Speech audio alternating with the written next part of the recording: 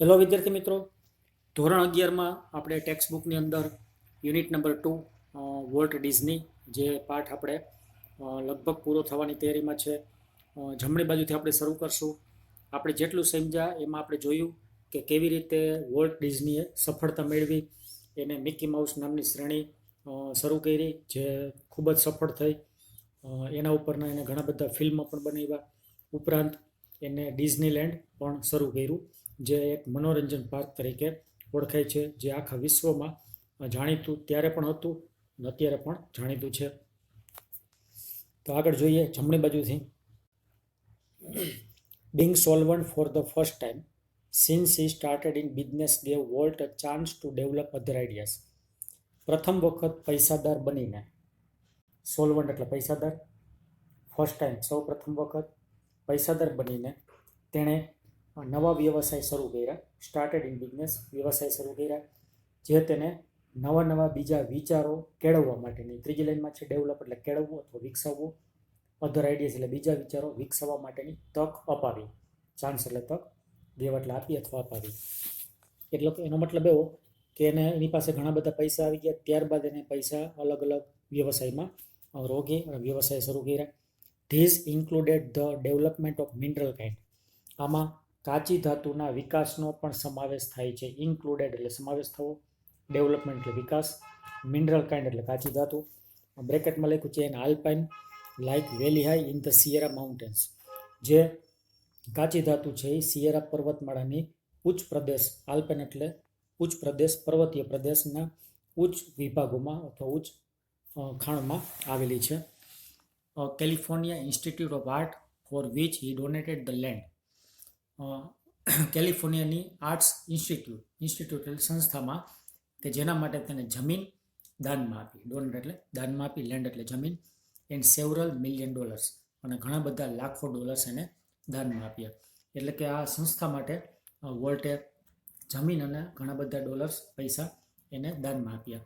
And most ambitious of all, અને આ બધામાં સૌથી મહત્વાકાંક્ષી, એમ્બિશિયસ એટલે મહત્વાકાંક્ષી, $100 million Disney world and city of tomorrow in Florida. આ બધામાં સૌથી મહત્વાકાંક્ષી એ 10 કરોડ, 100 મિલિયન, 10 કરોડનું ડિઝની વર્લ્ડ અને ફ્લોરિડામાં આવેલું સિટી ઓફ ટુમોરો. હવે મિત્રો કેવી રીતે એ છેલ્લે એનો કરુણ અંત આવે છે એ લખ્યું છે. ટ્રેજિકલી, દુર્ભાગ્યે, in the midst of all this activity, આ બધી પ્રવૃત્તિની વચ્ચે, મિડ્સ એટલે વચ્ચે, એક્ટિવિટી એટલે પ્રવૃત્તિ, Walt was stricken with this fatal illness. Walt આ જીવલેણ બીમારી, ફટલ એટલે જીવલેણ બીમારી, ઇલનેસ એટલે બીમારીમાં સપડાયો. સ્ટ્રાઇકન એટલે સપડાયો. I heard him refer to this cruel blow only once. એનો ભાઈ રોય એમ કહે છે કે મેં તેને માત્ર એક જ વખત એ વિધિની ક્રૂરતા, ક્રુઅલ બ્લો, વિધિની ક્રૂરતા વિશે બોલતા સાંભળ્યા. હર્ડ એટલે સાંભળ્યા, રિફર એટલે બોલવું. Whatever it is I have got, he told me, don't get it. તેણે મને કહ્યું કે મને જે કાંઈ પણ લાગુ પડ્યું છે, એટલે કે જે કાંઈ પણ મને રોગ થયો છે, વોટ એવર એટલે જે કાંઈ પણ, એ તને ન થાય એનું ધ્યાન રાખજે. ડોન્ટ ગેટ ઇટ, તને લાગુ ન પડે એ જોજે. એવું રોય ડિઝની એમ કહે છે કે મારા ભાઈ વોલ્ટે મને એવું કહ્યું. I visited him in the hospital the night before he died. તે મૃત્યુ પામ્યા તે પહેલાંની રાત્રે હોસ્પિટલમાં મેં તેની મુલાકાત લીધી. ઓલ્ધો ડિસ્પરેટલી ઇલ, જોકે ખૂબ જ બીમાર હોવા છતાં પણ, ઓલ્ધો એટલે જોકે, ડિસ્પેરેટલી એટલે અતિશય ખૂબ જ, ઇલ એટલે બીમાર હોવા છતાં પણ, he was as full of plans for the future as he had been all his life. તેણે આખી જિંદગી કરેલા હતા એ ભવિષ્ય માટેના વિચારોથી તે ભરેલા હતા. પ્લાન્સ એટલે આયોજન, યોજના, વિચારો, ફૂલ એટલે ભરેલા હતા. છેલ્લી ઘડીએ એ બીમાર હતા અને હોસ્પિટલમાં હતા છતાં પણ એનું માઇન્ડ છે એ અવનવા વિચારોથી ભરેલું હતું. Walt used to say that Disneyland would never be finished. Walt કહેતા, યુઝડ ટુ સે કહેતા કે ડિઝનીલેન્ડનો ક્યારે પણ અંત આવશે નહીં. એન્ડ ઇટ નેવર વિલ, અને કદી નહીં આવે, અંત નહીં આવે. I like to think to that Walt Disney's influence will never be finished. મને વિચારવું ગમે છે રોય એમ કે છે કે મને એ વિચારવું ગમે છે, થિંક એટલે માનવું અથવા વિચારવું, કે વોલ્ટ ડિઝનીની અસરનો પણ ક્યારે અંત આવશે નહીં. ઇન્ફ્લુઅન્સ એટલે અસર. ધેટ થ્રુ હિઝ ક્રિએશન્સ, તેની રચનાથી, ક્રિએશન્સ એટલે રચનાઓથી, થ્રુ એટલેથી, future generations will continue to celebrate, આવતી પેઢી, ફ્યુચર એટલે આવતી, જનરેશન્સ પેઢી એ ઉજવણી ચાલુ રાખશે. કન્ટિન્યુ એટલે ચાલુ રાખવું, સેલિબ્રેટ એટલે ઉજવણી. What he once described as that precious, ageless something in every human being, which makes us play with children's toys and laugh at silly things and sing in the bathtub and dream.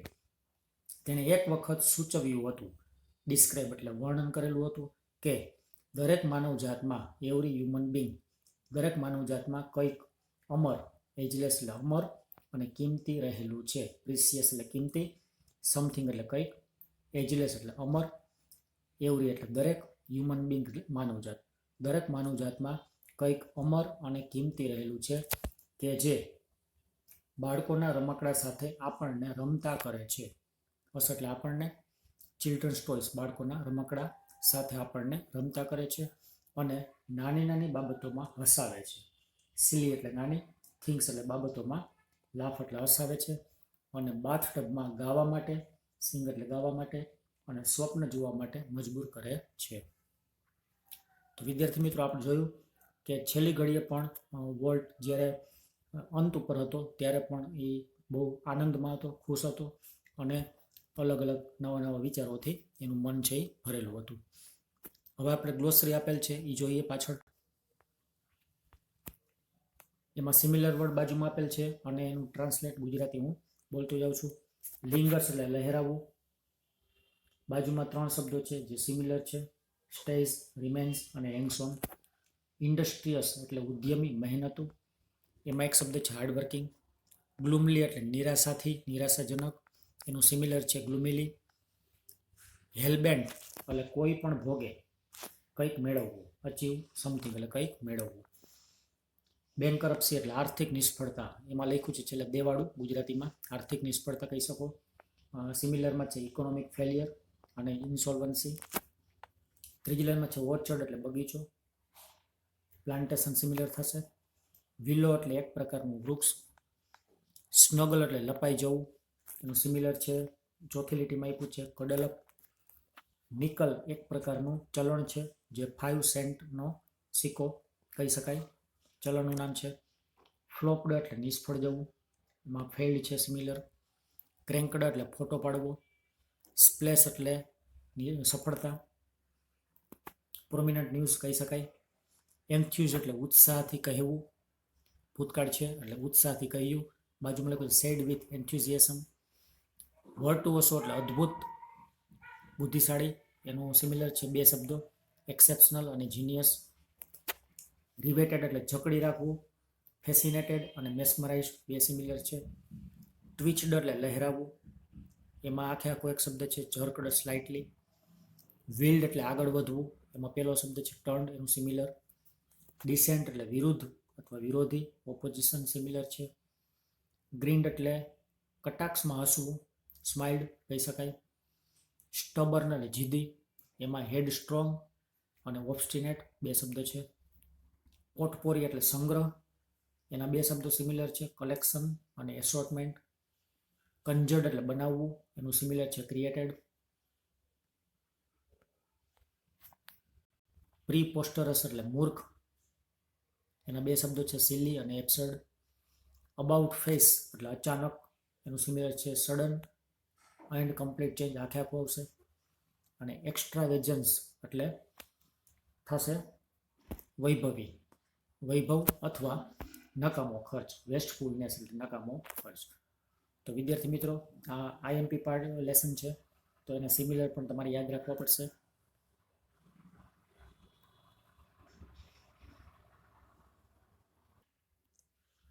હવે આપણે જે poem સમજ્યા છે આગળની, એ પોયમના similar પણ જોઈ લઈએ. Vapours વરાળ, ધુમ્મસ કહી શકાય. મોઇશ્ચર પાર્ટિકલ્સ સિમિલર થશે. ક્લેડ એટલે ઢકાયેલું, સિમિલર છે કવર્ડ. ઇટરનલ છેવટ સુધીનું અથવા અનંત, એમાં એવરલાસ્ટિંગ કહી શકાય છેલ્લો. સ્નોઝ એટલે બરફ, એમ લખ્યું છે હિમચાલે. સમિટ એટલે શિખરની ટોચ, હિલ ટોપ. હોરી એટલે જૂનું પુરાણું અથવા સદીઓ પુરાણું, એમાં બે શબ્દો છે ઓલ્ડ અને એન્શિયન્ટ. સિરીન એટલે ગંભીર, શાંત કહી શકાય, બે શબ્દો છે કામ ને પીસફુલ. રોબ્સ એટલે વસ્ત્ર, સિમિલર છે ડ્રેસ. ડ્યુઝ ઝાકળના બિંદુ, એમાં બે શબ્દો છે વોટર ડ્રોપલેટ્સ. મિલો એટલે રંગછટા, યુઝ એટલે રંગોની રંગછટા, લખ્યું છે શેડ્સ ઓફ કલર. રિલ્સ એટલે ઝરણા, એનું સિમિલર છે સ્ટ્રીમ્સ. લિંગર્સ એટલે લહેરાવવું, એનું સિમિલર છે સ્ટેજ. અનડાઈંગ એટલે અનંત સુધીનું, છેવટ સુધીનું, સિમિલર થશે બાજુમાં નેવર એન્ડિંગ, અને ઉપર પહેલી લાઈનમાં ઇટરનલ, એનું સિમિલર છે અનડાઈંગ, લખ્યું છે ઇટરનલ. થ્રિલ રોમાંચકતા અથવા ખુશી, ડિલાઇટ ને જોઈ, બે શબ્દો છે. અને ડ્વેલ્સ એટલે રહેવું, એમાં બે શબ્દો છે લીવ્સ અને રિસાઇડ્સ.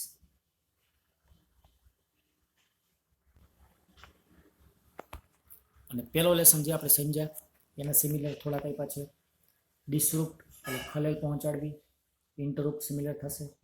ગ્રેજ્યુઅલી એટલે અંતે, છેવટે અંતે, ફાઇનલી સિમિલર થશે. મોડ્યુલ એટલે વિભાગ, સિમિલરમાં સેક્શન આવશે. ઇનવોક એટલે શરૂ કરવું, અપીયલ ટુ, સિમિલર. કોમ્પ્લિકેટેડ એટલે જટિલ, અઘરું, એનું સિમિલર છે કોમ્પ્લેક્સ. અને છેલ્લે આરઈપી એટલે શોર્ટ ફોર્મ છે રિપ્રેઝેન્ટેટિવનું, જે બુકની અંદર આરઈપી લખેલ છે એનો મતલબ રિપ્રેઝેન્ટેટિવ, પ્રતિનિધિ